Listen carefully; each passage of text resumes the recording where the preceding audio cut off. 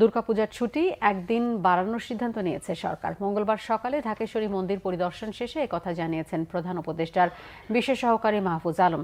তিনি অভিযোগ করেন, দেশি বিদেশি একটি চক্র সরকারের সঙ্গে সংখ্যালঘুদের দূরত্ব বাড়ানোর ষড়যন্ত্র করছে। এদিকে পূজা ঘিরে নিরাপত্তায় কোনো ঝুঁকি নেই বলে জানিয়েছেন ডিএমপি কমিশনার মাইনুল হাসান। তবে শঙ্কা পুরোপুরি কাটেনি বলে মনে করে পূজা উদযাপন কমিটি। বিস্তারিত জানাচ্ছেন জিয়া খান। বছর ঘুরে আবারও এসেছে সনাতন ধর্মাবলম্বীদের প্রধান ও সবচেয়ে বড় ধর্মীয় উৎসব শারদীয় দুর্গাপূজা। দুর্গাদেবীকে আমন্ত্রণ জানাতে দেশের অন্য মন্দিরগুলোর মতোই প্রস্তুতি শেষ পর্যায়ে ঢাকেশ্বরী মন্দিরের।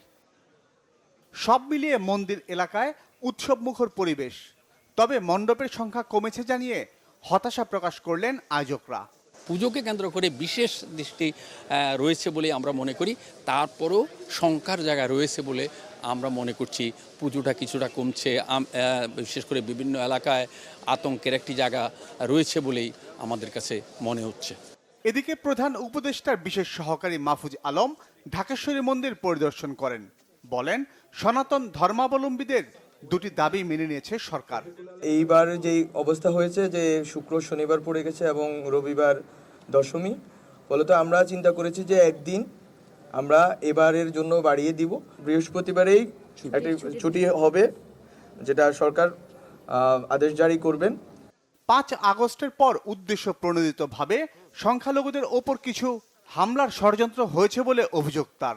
দেশে বিদেশ থেকে কোনো রকম ষড়যন্ত্রকারী কোনো রকম স্পেস পাবে না, এটা হচ্ছে আমাদের প্রতিজ্ঞা। রাজধানীতে পূজার নিরাপত্তা নিয়ে কথা বলেন ডিএমপি কমিশনার।